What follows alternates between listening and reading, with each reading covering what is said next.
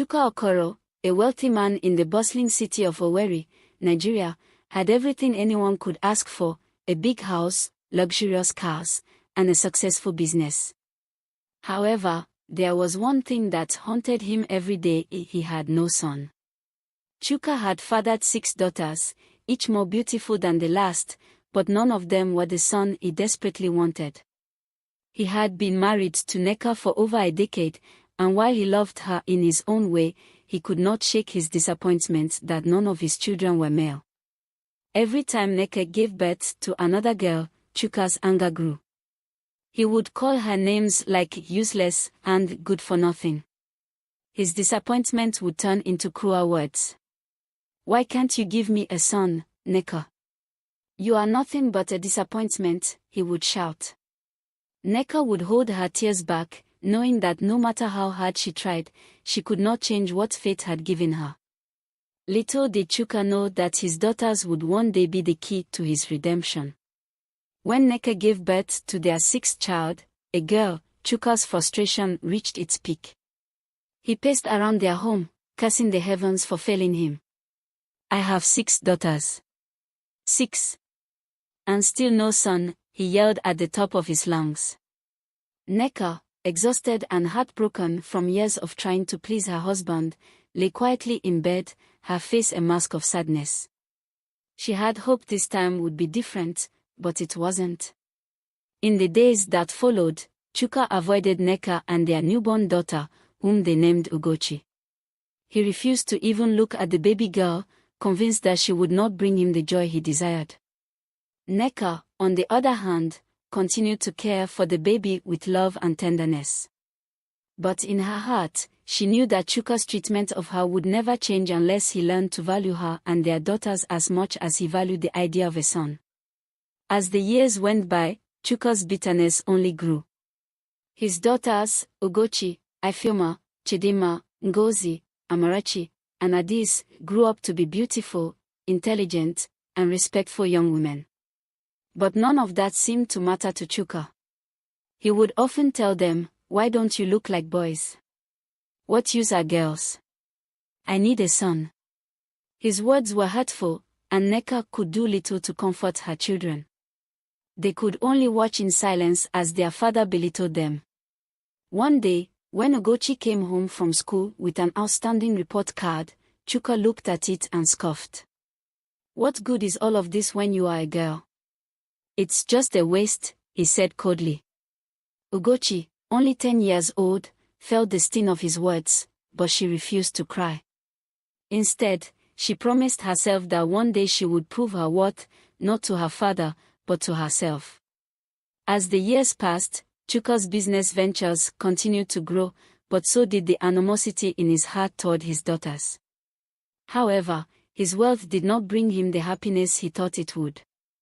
His constant anger and dissatisfaction with his life affected his health, and soon, he became ill.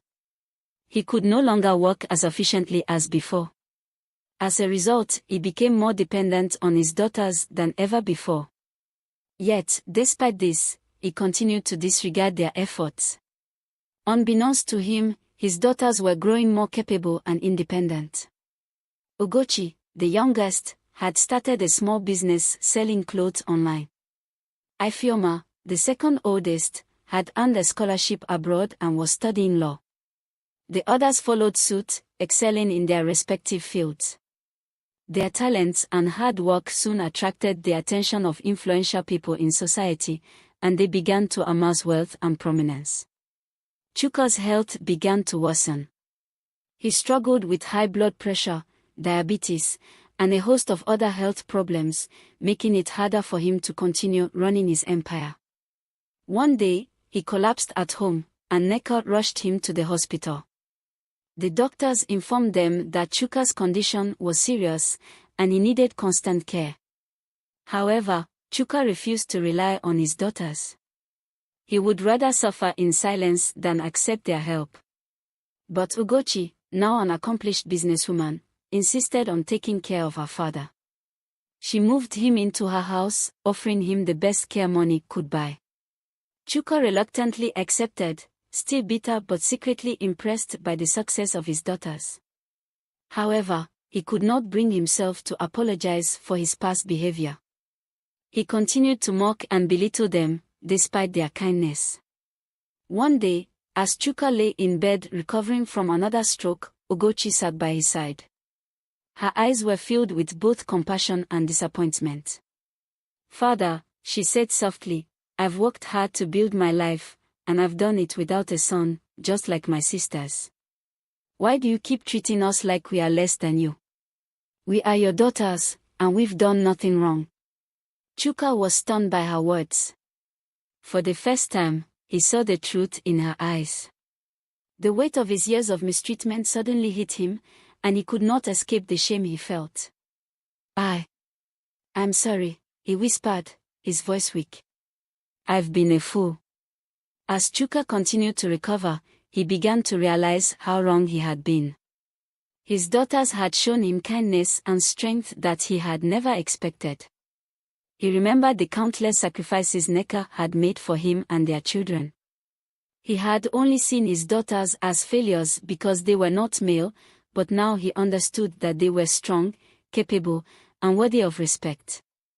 One evening, as the family gathered around the dinner table, Chuka finally spoke up. "Neka, I'm sorry for everything I've said to you. And to all of you girls, please forgive me for treating you so badly. I now see that you are all gifts from God, and I am grateful for each of you." Chuka began to change his ways, slowly but surely. He started to appreciate his daughters for the unique gifts they brought to the world. He saw them as powerful, intelligent women who were making a mark in society. As he watched Ugochi expand her business and Ifeoma rise to the top of her law career, he realized that they were his legacy, not a son. He no longer saw them as failures, but as the successful women they were becoming. But his journey to redemption was not without challenges. His pride and arrogance still held him back at times, but with the support of his daughters, he learned to let go of his past mistakes and embrace the love they had to offer. As Chuka's health continued to improve, he started giving back to the community. His daughters, who had grown up seeing their father's selfishness, were now the ones teaching him the value of kindness and generosity. Together, they used their wealth to build schools, hospitals, and other institutions to help the less fortunate. Chuka, for the first time, felt true happiness, not from his wealth, but from the love he shared with his family. Neka stood by him every step of the way, proud of the man he was becoming. "I knew you could change, Chuka," she said one evening as they watched their daughters work together to bring positive change to the world. "You just had to see the truth." As the years went by, Chuka became known not only as a wealthy businessman but also as a philanthropist who had learned to value his daughters and his wife. He had finally understood that children, whether male or female, were blessings from God. He no longer cared about having a son to carry on his name. Instead, he took pride in knowing that his daughters were carrying his legacy in ways he had never imagined. One evening, as Chuka sat with his daughters and Neka in their living room, he smiled and said, "I may not have a son, but I have all of you, and that is enough. You've made me proud, and I am blessed to have you in my life." Months passed after Chuka's heartfelt apology, and he spent more time reflecting on the life he had lived. His health had improved, thanks to the constant care from Ugochi and the love of his daughters. He often sat by the window in his large sitting room, gazing at the world outside, but his thoughts were on his past. He couldn't understand how he had let his desire for a son cloud his judgment for so many years. He looked back at his daughters, each successful in her own right, and the guilt weighed on him heavily. What kind of father was I? Chuka asked aloud to himself one quiet evening. His thoughts were interrupted by the sound of Ugochi's voice as she entered the room. "Father, are you okay?" she asked, her face filled with concern. "I'm just thinking, Ugochi," he said, his voice filled with regret. "I spent so many years wishing for something I thought would make me happy, a son. But in the end, I nearly lost the ones who truly mattered." Ugochi sat beside him and placed a comforting hand on his. It's not too late, father. We are here, and we love you. One day, while walking through their estate, Chuka was approached by an old friend, Mr. Yuzo, who had known him for years. Mr. Yuzo had heard about Chuka's health struggles and his transformation. He had also heard of the success of Chuka's daughters and wanted to congratulate him. Chuka, I must admit, I didn't think you'd ever change, Mr. Yuzo said, his tone friendly yet teasing. But you've raised some incredible daughters. I hear they are doing wonders for the community. Chuka smiled, a deep sense of pride swelling within him. It's not just me, Yuzo. They've done it all on their own. I'm proud of each one of them. Mr. Yuzo chuckled, well, you must have taught them well. Now, you know they say a father's influence is the most important. They've shown us that a father's love is just as important as any other. It's never too late to show them how much you love them, Chuka. Chuka nodded, and in that moment, he knew that he was ready to be the father his daughters deserved. He vowed to be more present, to cherish his family, and to show them every day how much they meant to him. As Chuka's health continued to improve, so did the success of his daughters. Ugochi's clothing business was booming, and Ifeoma had become one of the top legal advisors in the country.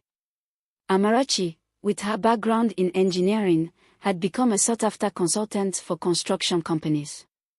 Addis had built a career in medicine and had opened a clinic that was helping thousands. Chidinma, the quiet but highly intelligent daughter, had even opened her own tech company. They were all flourishing, and they owed their success to the lessons they had learned from their mother's resilience and the strength they had developed on their own. One afternoon, Ugochi approached her father with a business proposition. Father, I've been thinking. We can expand the business and start producing clothes for a larger market.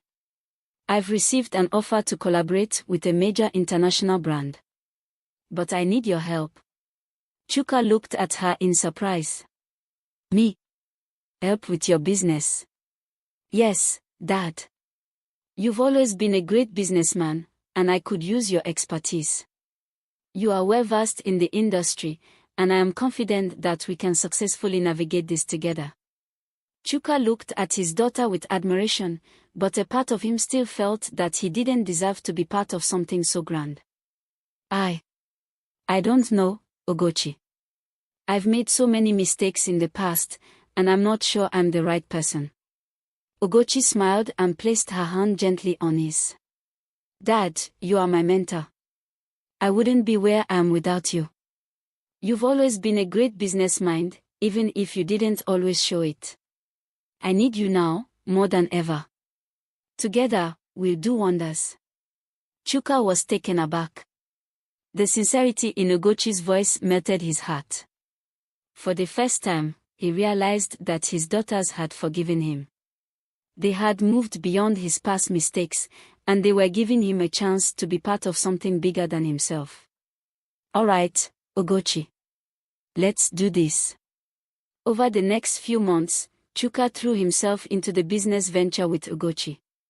He was amazed at how his daughters had all built such impressive careers, and he found himself learning from them as much as they had once learned from him. He saw the leadership qualities they possessed, their compassion for the community, and the hard work they put into everything they did. His respect for them deepened, and he knew that he had been wrong all those years ago when he failed to see their true worth. One evening, after a particularly successful meeting with potential investors for Ugochi's business, Chuka sat with his daughters and Neka at the dinner table. As they laughed and shared stories, he felt a sense of warmth and contentment he had never known before. Do you know, Chuka said quietly, I never imagined this. I spent so many years focusing on what I didn't have, instead of cherishing what I did have. Neka smiled, placing her hand on his. It's not too late, Chuka. We've all come a long way. Despite the newfound harmony in his life, Chuka could not escape the regret that often plagued his mind. He would think back to the way he had treated Neka and his daughters, the way he had dismissed them for so many years. He wondered how much pain his harsh words had caused them. One afternoon, he sat alone in the garden, lost in thought. Neka found him there, sitting silently under the large mango tree they had planted together when they first moved into the house. She knelt beside him, taking his hand in hers. "Chuka, you're still thinking about the past, aren't you?" she asked softly. "I don't know how to make up for the things I've said," he replied. "I hate you and the girl so much, and I can't undo that." Neka smiled gently. "You don't need to undo anything. You've already done the hardest part, you've acknowledged your mistakes and changed your ways. That's all we could ever ask for. Now, we move forward together." As time passed, Chuka's reputation began to change. He was no longer known as the wealthy businessman with an obsession for a male heir, but as a father who had learned to value his daughters, a man who had become an advocate for women's rights and empowerment. He used his resources to fund scholarships for young women, started mentorship programs for female entrepreneurs, and supported local charities focused on education and healthcare for women and children. He also began to speak publicly about his journey, about how his views had changed, how he had once seen his daughters as less than sons, and how he had come to understand that both sons and daughters were equally precious in the eyes of God. "Daughters are not second-class citizens," he said in one interview. "They are leaders in their own right. I am proud to have raised 6 daughters who have become forces of change in the world." One evening, as the family gathered for a celebration of Ugochi's successful international collaboration, Chuka stood up to make a toast. The room was filled with laughter and the sounds of joy, but as he raised his glass, his eyes met the eyes of each of his daughters. "I may have failed you in the past, but today, I stand before you as a man who is proud. Proud of each of you and the incredible women you've become. I am grateful for the love you have shown me. You've all made me a better man. You've made me see that God gave us what we needed, not what we wanted." The room fell silent for a moment, and then, one by one, his daughters stood and hugged him. Tears welled in Chuka's eyes as he embraced them, knowing that their love and forgiveness had healed him. Years later, as Chuka grew older, he looked back at the incredible legacy he had built with his daughters. They had grown into influential leaders, each making their mark on the world in different ways. His once painful longing for a son had faded completely, replaced by a deep sense of fulfillment and pride. Chuka spent his days in peace, surrounded by his daughters and grandchildren, knowing that he had finally understood the true meaning of family.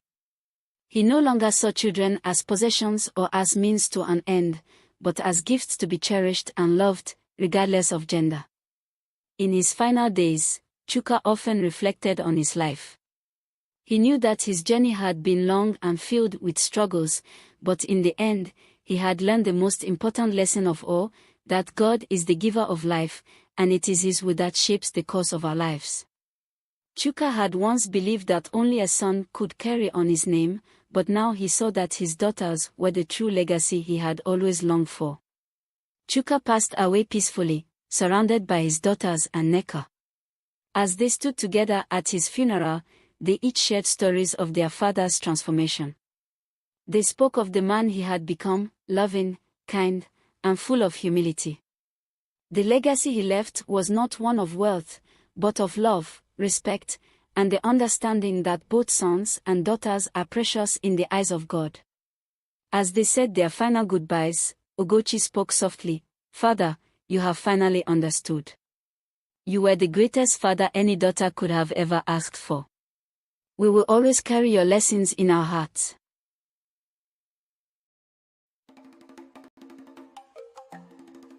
Once upon a time in Abakaliki, Nigeria, 2 young women, Chika and Chidinma, were inseparable. They had grown up together, shared secrets, and dreamed of a bright future. Chika was stunningly beautiful, kind, and intelligent. Chidinma, while also beautiful, was often overshadowed by Chika's charm and grace. Although they were best friends, Chidinma secretly envied Chika's beauty and the attention she received from suitors. One day, a wealthy businessman, Chief Obinna, set his eyes on Chika. He was a well-known entrepreneur in Abakaliki, but something about him seemed mysterious. Chika, despite his wealth, felt uneasy about him and declined his advances. Chidinma, on the other hand, saw an opportunity and wished she were in Chika's position. Chidinma's jealousy grew stronger as she saw how many men adored Chika. She began to compare herself and wondered why fate had not favored her the same way. Chidinma started feeling resentment, and she convinced herself that Chika was undeserving of the good fortune that always seemed to follow her. When Chief Obinna continued pursuing Chika and even proposed marriage, Chika hesitated. She wanted true love, not just riches. Chidinma saw her chance. She began whispering doubts into Chika's ears, telling her that Chief Obinna was not as bad as he seemed and that she should consider his offer. One evening, Chidinma met secretly with Chief Obinna and told him Chika would never accept his proposal. She boldly offered herself in Chika's place, claiming she would be a better wife. Shocked but intrigued, Chief Obinna considered the offer. He wanted a wife who would submit to him without question, and Chidinma's desperation amused him. Chidinma worked hard to turn Chief Obinna's attention towards her. She spreads lies about Chika, making her seem ungrateful and arrogant. Eventually, Obinna, feeling rejected by Chika, agreed to marry Chidinma instead. When Chika learned of the betrayal, she was heartbroken but chose to remain silent, believing that fate would take its course. Chidinma was overjoyed on her wedding day, believing she had won. She had taken the man Chika rejected and was now the wife of a wealthy man. The ceremony was grand, and the whole town attended. Chika watched from a distance, her heart heavy but her faith in destiny unshaken. Despite the grand wedding, Chidinma began to notice things about her new husband that unsettled her. Obinna was secretive, often away on business, and sometimes returned home late at night with a dark expression. She tried to ignore these signs, convincing herself that she had secured a good life. Months into the marriage, Chidinma started noticing the cracks in her perfect life. Obinna was involved in shady businesses, engaging in illegal dealings that brought danger to their home. Police investigations and business failures became a daily reality. Soon, money started running out. The luxurious lifestyle she had dreamt of turned into a nightmare. Obinna was no longer the charming man she had married. Instead, he was irritable, aggressive, and blamed her for their misfortunes. Chidinma's misery deepened when she realized she and Obinna were incompatible. They argued daily, and he no longer treated her like a queen. Worse still, they had no children, and Obinna's family pressured him to take another wife. She regretted everything. The wealth she had admired was now meaningless. The man she had fought for was nothing like what she imagined. Meanwhile, Chika had moved on and was doing well, which only intensified Chidinma's sorrow. While Chidinma was suffering in an unhappy marriage, Chika found love in an unexpected place. She met Kin, a humble but wealthy businessman who valued her kindness and intelligence. Unlike Obinna, Kin was open, honest, and truly in love with her. Kin proposed to Chika, and without hesitation, she accepted. Their wedding was beautiful, but more importantly, it was filled with genuine love and happiness. Meanwhile, Obinna's businesses collapsed completely. He was exposed for his illegal dealings, and his assets were seized. Chidinma went from living in luxury to struggling for food. Friends abandoned her, and even her own family was ashamed of her choices. Chidinma tried reaching out to Chika for help, but shame held her back. She realized that envy had led her down a destructive path. Chidinma sat in her empty house, reflecting on her mistakes. She had traded true friendship and integrity for material wealth, only to lose everything. She finally understood that happiness was not in riches alone but in peace of mind and love. She wished she could turn back time, but it was too late.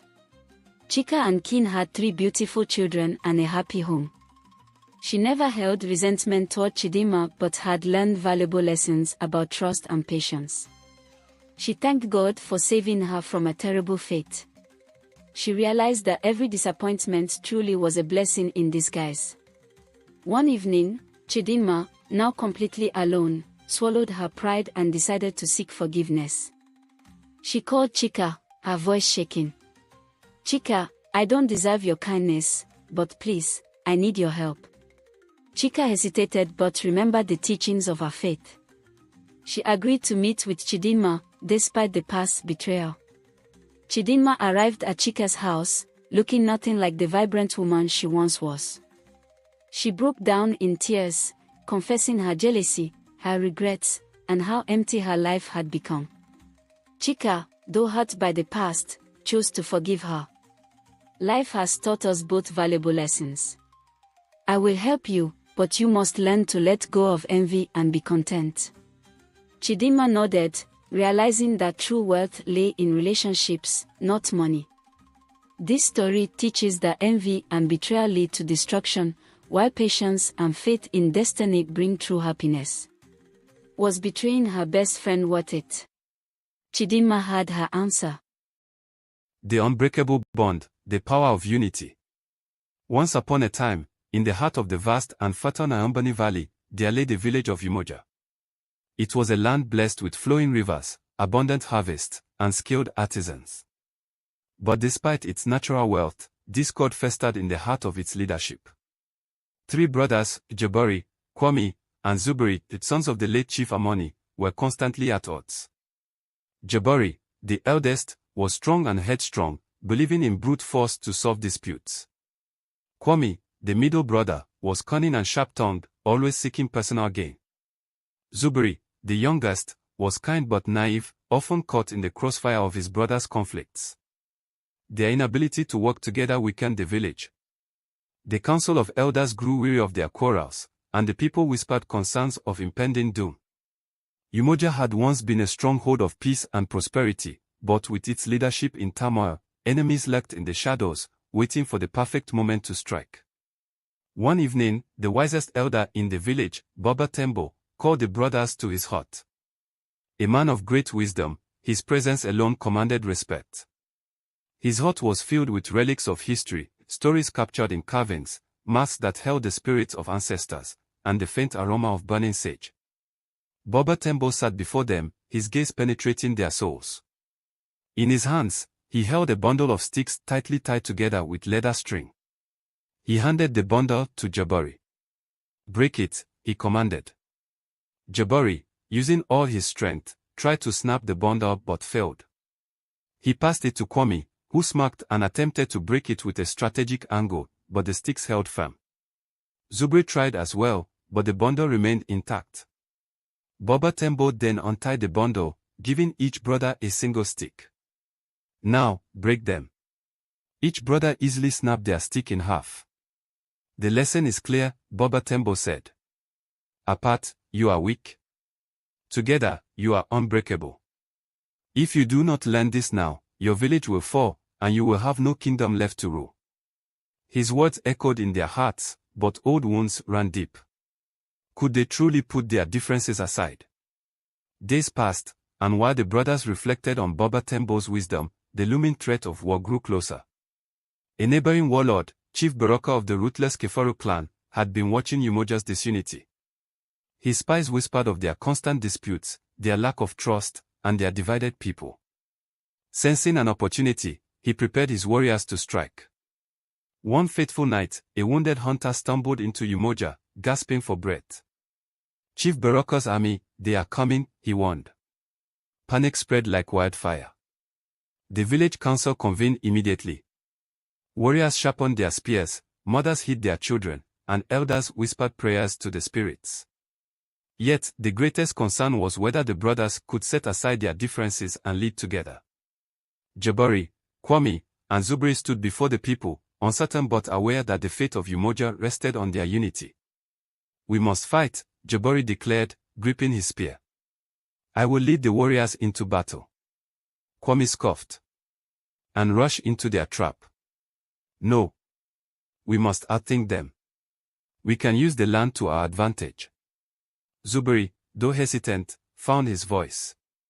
We cannot fight divided.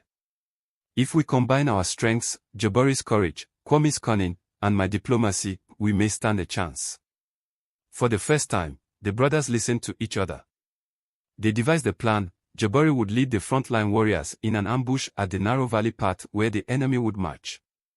Kwame would use traps and misleading signs to confuse and separate the invaders. Zuberi would rally the villagers and ensure the women and children were hidden safely while negotiating peace offerings with potential allies. At dawn, the battle began. Chief Baraka's forces entered the valley, their war drums echoing through the hills. As planned, Jabari and his warriors struck first, their sudden attack catching the enemy off guard. Kwame's traps led many of Baraka's men into dead ends and pits, while Zuberi's efforts had brought reinforcement from a neighboring village. Despite the fierce battle, Umoja stood strong.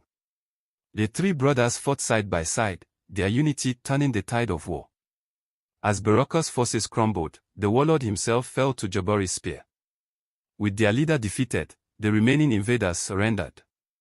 Umoja had prevailed, not by strength alone, not by cunning alone, but by the unbreakable bond of three brothers who had finally understood the power of unity.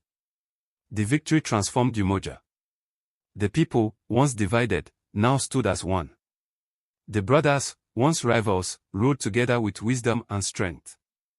On the day of their coronation, Baba Tembo presented them with a new bundle of sticks, this time bound with gold-threaded leather. This, he said, is the true power of Umoja. Never forget it. And so, under the united leadership of Jabari, Kwame, and Zuberi, Umoja flourished, standing as a beacon of strength for generations to come. Moral of the story. True strength lies in unity. Divided, we fall, together, we thrive. The patience tree, the fruit of endurance. In the heart of the vast Molikio Valley, where the sun kissed the earth with golden warmth and the wind carried whispers of old spirits, there lived a girl named Zola. Born into poverty, she had little more than the tattered wrap around her shoulders and the kindness in her heart. Her mother had died in a season of drought, her father had vanished into the wilderness in search of fortune, never to return, and the villagers looked upon her as a child of misfortune. But Zola was not one to wallow in sorrow. Every morning, she gathered firewood, fetched water from the distant river, and helped the elderly in exchange for food scraps. Her spirit was unbreakable, though her stomach often was empty. One evening, as the sky burned orange and purple with the setting sun, Zola trudged along the village path, carrying a bundle of sticks on her frail shoulders. As she neared the ancient baobab of elders, she noticed an old woman sitting beneath its massive roots. The woman's skin was as wrinkled as the bark of the sacred tree, and her eyes held the depth of forgotten ages. "Child," the woman called in a voice like rustling leaves. "Come closer." Zola hesitated but obeyed. She had heard stories of wandering spirits disguising themselves as frail old women, but something about this felt different. The woman held out a small, shimmering seed, no bigger than a pebble but glowing faintly in the dimming light. "This," she said, "is a seed of great power. Plant it, water it, and wait. But know this, true rewards only come to those with the patience to endure." Zola took the seed in her palm, marveling at its warmth. "How long must I wait?" she asked. The old woman smiled. "As long as it takes."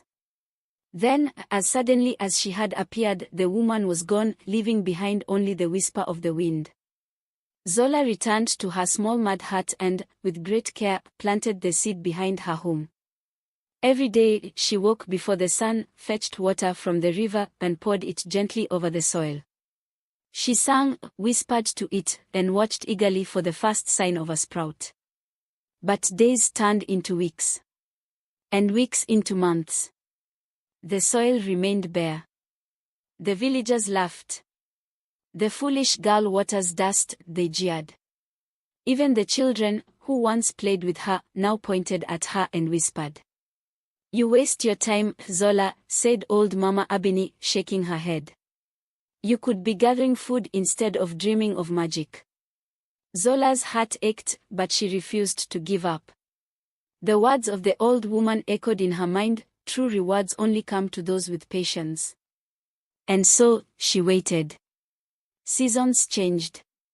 Famine struck the land, and the river that once flowed abundantly shrank to a trickle. Crops withered, livestock died, and the people grew desperate. Zola, too, suffered. Food was scarce, and she barely had the strength to rise each morning. The villagers mocked her even more. Still watering your patch of dirt, Zola, they sneered. It will not save you. Doubt crept into her heart. Had she been deceived? Had she wasted precious years on a seed that would never grow? One evening, starving and exhausted, she collapsed by the barren soil, tears mixing with the dry earth. I have given you all I have, she whispered. Why do you not grow? That night, she dreamed of the old woman standing beneath the baobab again. You are close, child, she said. But patience is like a fire, it burns, but in the end, it hardens the soul into something unbreakable. Do not abandon your path now. Zola woke with renewed strength. If patience was fire, she would withstand its flames. Then, in the first rain after the third year, it happened. Zola stepped outside one morning to find a single green sprout piercing the soil. It was small and delicate, but it was alive. Tears welled in her eyes as she fell to her knees. You have come, she whispered. The villagers, too, noticed. Impossible, they muttered. After all this time? The sprout grew rapidly, faster than any normal tree. Within weeks, it was taller than Zola. Within months, it towered over the village, its bark shimmering like bronze, its leaves wide and golden.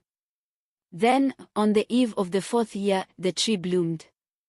Clusters of luminous, golden fruit hung from its branches, pulsing softly as though filled with sunlight. And then came the sick. One by one, villagers suffering from the famine's effects approached the tree. An elder who had not walked in years took a single bite and stood. A child on the verge of death tasted the fruit and laughed. A woman blinded by disease opened her eyes after drinking the juice. Zola watched in awe as the fruit healed everyone who came to it. The tree's gift was greater than she had ever imagined. And suddenly, the people who had mocked her, who had abandoned her, now knelt before her. The village flourished again, and Zola was no longer the poor girl without family. She was now Zola, the guardian of the patience tree. One evening, as she sat beneath its mighty branches, the old woman appeared once more, just as she had on that fateful day. You have done well, she said, her eyes twinkling. You understood what others did not. Zola smiled, looking up at the golden canopy above. Patience is not just about waiting, she said. It is about enduring. About believing. About having faith even when the world tells you to give up. The old woman nodded. And for that, you are worthy. With that, she disappeared, leaving behind a single golden seed in Zola's palm. A new journey awaited. Moral of the story. True rewards do not come quickly. They come to those who are willing to wait, endure, and believe. Long ago, in the heart of the great kingdom of Subori, where the golden sun kissed the earth and the river sang through the valleys, two boys were born on the same day under the same moon. Their names were Django and Abedi. Their mothers, both expectant on that fateful night, had taken the long journey to visit the revered village seer, old Mama Nyanja, to inquire about their sons' destinies. Sitting before the fire, Mama Nyanja closed her eyes and murmured ancient words. The flames flickered, casting eerie shadows on her wrinkled face. She turned to Django's mother first and spoke with a voice that seemed to echo beyond the hut. Your son, Django, is destined for greatness. He shall be a mighty king, and the land will bow before him. His name shall be sung in every village. Django's mother gasped in joy and held her son closer, her heart swelling with pride. Then the seer turned to Abedi's mother. Your son, Abedi, is destined to be poor. He will struggle, and he will own nothing. His life will be filled with hardship. Tears welled up in Abedi's mother's eyes, but she nodded solemnly, accepting what had been spoken. She knew that no one could change fate. As Django and Abedi grew older, they both learned of their destiny. The news spread through the village like wildfire. Django, being told that he would be a king, became arrogant and lazy. Why should he work, he reasoned, when the throne would be handed to him by fate? He spent his days playing and boasting, while others toiled. Abedi, on the other hand, was determined to fight against his fate. If poverty was his destiny, he would not accept it without a battle. From dawn till dusk, he worked harder than anyone in the village. He tended to the fields, fetched water from the river, and learned the ways of trade. He sought wisdom from elders, absorbing their lessons like dry earth soaking up the rain. While Django basked in his imagined future, Abedi built his own. Years passed, and the kingdom of Zubori faced a great drought. The once fertile lands turned to dust, and the rivers shrank into cracked beds. Crops withered, and famine spread through the land like a creeping shadow. The people were desperate, their stomachs empty, their hearts filled with despair. Django, once confident in his fate, found himself struggling. He had never worked a day in his life and had no skill to earn his bread. The riches he had imagined never came, and he wandered through the village, begging for food. The people, who once believed he would be their king, now saw him as nothing more than a beggar. Meanwhile, Abedi's hard work bore fruit. He had stored grains in times of plenty, prepared for the harshest of days, and built a thriving trade. He was now the wealthiest man in the village. People came to him for food, and he generously shared, ensuring that no one in his village starved. His wisdom and foresight had saved the people, and they praised him for his kindness and diligence. One fateful evening, Django, thin and weak, knocked on Abedi's door. The sight of his childhood friend, now a rich and respected man, filled him with shame. He had once laughed at Abedi's efforts, believing himself above such struggles. But now, standing before him in rags, he realized the painful truth: fate had given them nothing. Their actions had shaped their destinies. Abedi welcomed Django inside and gave him food. As Django ate, he looked up with tears in his eyes. "I was told I would be king," he whispered. "I believed it, so I did nothing. You were told you would be poor, and you fought against it. Now, look at us." Abedi placed a hand on his friend's shoulder. "Our destiny was never written in stone, Django. It was in our hands all along." That night, the lesson of hard work and determination spread throughout the land. The people of Zubori learned that fate is not a gift given by the stars but a path forged by one's own hands. And so the legend of Django and Abedi lived on, a tale of caution and wisdom passed down through generations. Moral of the story: your destiny is in your hands.